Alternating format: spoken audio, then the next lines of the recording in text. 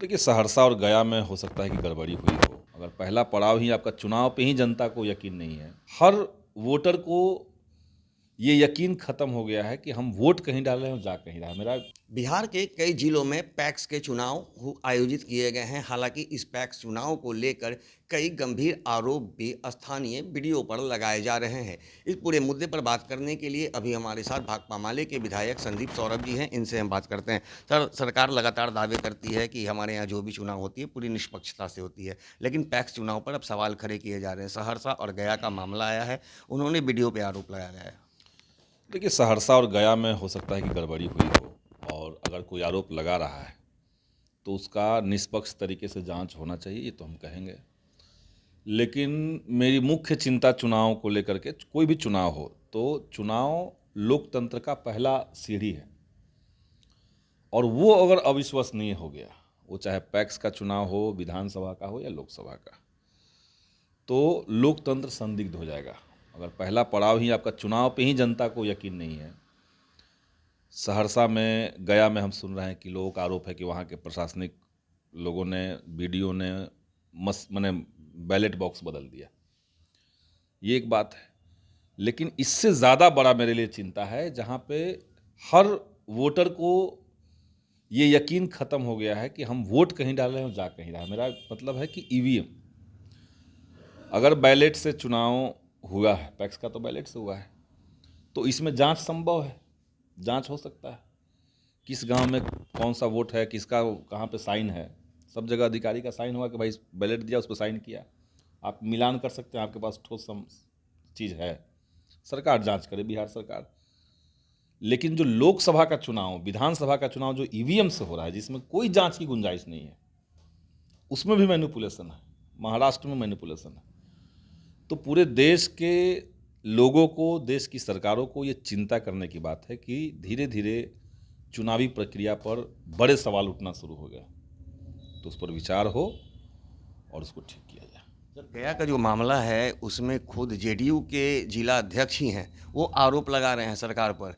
कह रहे हैं कि बड़ी धांधली हुई है, उनके पास प्रमाण है, और वो जांच के मांग कर रहे हैं और कह रहे हैं कि अगर हमारी ही पार्टी के वरिष्ठ नेता या सरकार इस पे संज्ञान नहीं लेती है तो हम सड़कों पे उतरेंगे। ये क्या दर्शाता है? देखिए, अब जेडीयू के लोग क्या कह रहे हैं, उनको तो पहले समझना चाहिए कि उनकी जो पार्टी की सरकार चल रही है, उसमें पूरा कंट्रोल जो सिस्टम का है वो नीतीश कुमार के हाथ में नहीं है, अधिकारियों के हाथ में। अफसरशाही नीतीश राज का सबसे बड़ा पहचान है। वो बीडीओ हों, एसडीओ हों, डीएम हो, या कोई विभागीय अधिकारी हों, प्रधान सचिव हो, अपर मुख्य सचिव हो, मंत्री तक का कोई नहीं सुन रहा है। मुख्यमंत्री सदन में कहें कि 10 से 4 स्कूल चलेगा, 6 महीने से ज़्यादा हो गए, उसको लागू नहीं किया गया।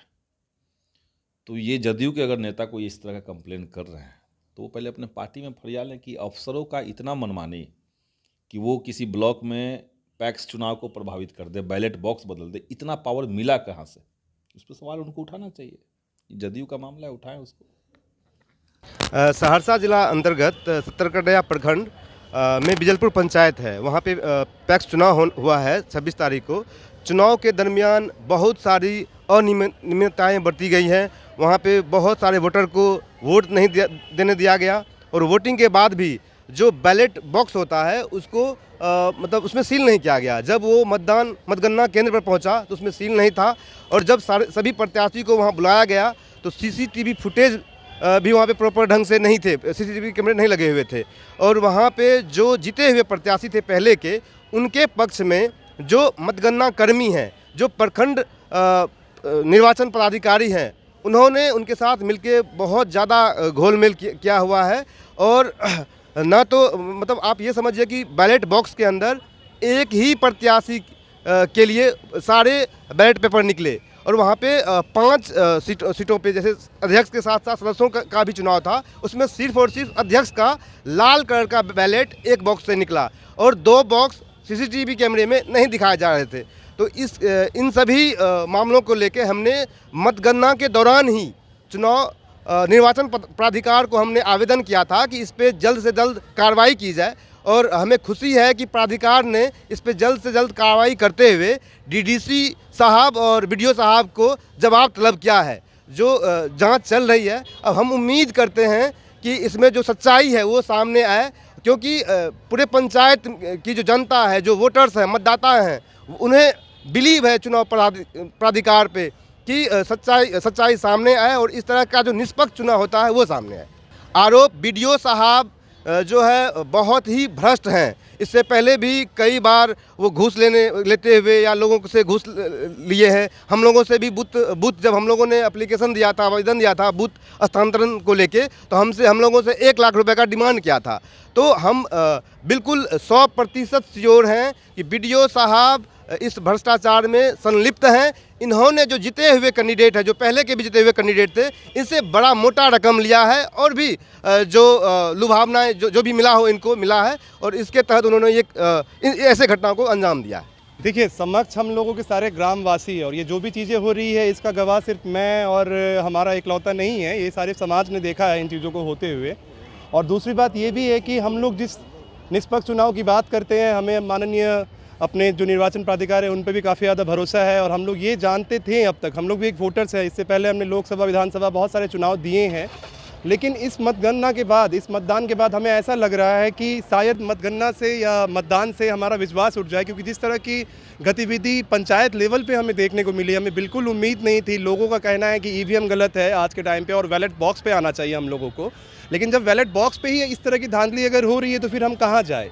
इन्हीं मुद्दों को लेकर हम लोग पटना आए थे और आपकी मीडिया के माध्यम से सम्माननीय हम लोग चाहते हैं कि ये बात पूरे बिहार तक गूंजे, क्योंकि अभी पैक्स का चुनाव अभी होने वाला है और ये मुद्दा सिर्फ बीजलपुर का ना होकर मेरे ख्याल से ये मुद्दा पूरे भारत के संविधान का है, ये मुद्दा पूरे किसान का है। क्योंकि एक पैक्स के द्वारा ही अगर मान लीजिए अगर शुरुआती लेवल पे इतनी व्यापक लेवल में धांधली की जाती है, तो हमें डर इस बात का है कि इस धांधली में उपयुक्त किए गए जो पैसे हैं उसका उपयोग जो किसान के रूप में होना चाहिए था, जो किसान के भलाई के लिए होना चाहिए था, हमें ऐसा लग रहा है कि ये पैसा उन किसान के आरोप में नहीं हो पाएगी। और भी बहुत सारी चीज़ें हैं, इस पे माननीय हमारे जो भी हमसे उच्च अधिकारी हैं, चाहे हमारे प्रशासनिक लेवल पे हो, चाहे निर्वाचन अधिकारी हो, आप सभी से हमारा एक दरख्वास्त है पूरे बीजलपुर ग्राम पंचायत और समस्त बिहार के वासियों के द्वारा कि इस मामले को तुरंत संज्ञान लेकर हमें इस पे आपत्ति कार्रवाई करनी चाहिए। इनका जो बैलेट पेपर था नवीन प्रसाद का, 400 बैलेट पेपर 100 के बंडल बना, एक बंडल रद्द वाला टोकरी के नीचे रख करके और ऊपर में रद्द वाला दिखा के 164 मत रद्द बता के दूसरे पक्ष को दे दिए रिजल्ट, और नवीन प्रसाद को दूसरा नंबर पर ला दिए। हम लाइन भी कट गई। हम उनसे आग्रह किया, किनसे आग्रह किया? वहाँ के मतगणना पदाधिकारी बीडीओ फतेहपुर, उनसे हम आग्रह किया कि केवल जो बैलेट पेपर रद्द किए हैं उसे तो कृपया दिखा दिया जाए, उसका गणना कर दिया जाए, लेकिन करने से बिल्कुल असमर्थ। और इतने कहते कहते वो आप रिजल्ट घोषित कर दिए और दिखाए तक के नहीं। हम वहाँ खुद थे मौजूद, हम उनसे आग्रह बार बार कहे, लेकिन हमारी बात को जरा सा भी नहीं सुने। और वहाँ भी आओ लोग, हमारा अभ्यर्थी भी था और उसे गणना के आओ लोग थे, लेकिन ये बात हमारे जो बात को जरा सा भी ध्यान नहीं दिया और रिजल्ट तुरंत दे दिए। क्या लगता है कि पूरा तरह से पैक्स चुनाव में खेला हो गया? तो पैक्स चुनाव में ज़बरदस्त खेला हो गया। किसी राजनीतिक पदाधिकारी के इशारे पर, के प्रतिनिधि के इशारे पर एक काम बीडीओ साहब किए हैं, खुलेआम किए हैं, नंगानाथ। ये बर्दाश्त से फाजिल है। और ऐसे हम इस संबंध में हम उच्च अधिकारी डीएम साहब को भी आवेदन दे चुके हैं और यहाँ भी हम ग्रामीण विकास मंत्री को दे चुके हैं, विजय कुमार चौधरी जी को दे दिए हैं कि इसको जांच कराया जाए। जांच कराने के बाद साक्ष्य सामने आ जाएगा। जब तक जांच नहीं होगा तब तक नहीं होगा। ये मनमानी जो किए हैं प्रखंड विकास पदाधिकारी फतेहपुर, वह बिल्कुल ही इतना घिर राजनीति हुई है इसमें कि जो बर्दाश्त से फाजिल है। क्या किस तरह का दबाव था बीडीओ साहब के ऊपर? क्या लगता है कि यहाँ कहीं से दबाव था? हाँ, दबाव था। वहाँ के क्षेत्रीय विधायक कुमार सर्वजीत पासवान जी हैं और बीडीओ साहब भी पासवान जी हैं, दोनों में तालमेल होकर इसी काम हुआ है। उनके इशारे पर ही हाँ, उनके इशारे पर काम हुआ। उनके इशारे पर काम हुआ, तुरंत रिजल्ट दे दें, घोषणा कर दें। हम उनसे आग्रह कर रहे हैं कि आप जो बैलेट पेपर है उसको तो दिखाएं, रद्द है तो दिखाइए। हम वहाँ पहुँचे थे, हमारा अभ्यर्थी था नवीन प्रसाद और संजय थे वो सब, लेकिन वो नहीं दिखा सके। कौन वहाँ से जीते हैं? वो जीता है उमेश कुमार निराला को दे दिए। आम जनता में तो इतना अथी है, रोष है कि लोग रोड पर आने के लिए, लेकिन हम तो पार्टी के जदयू कार्यकर्ता हैं, सरकार के हैं।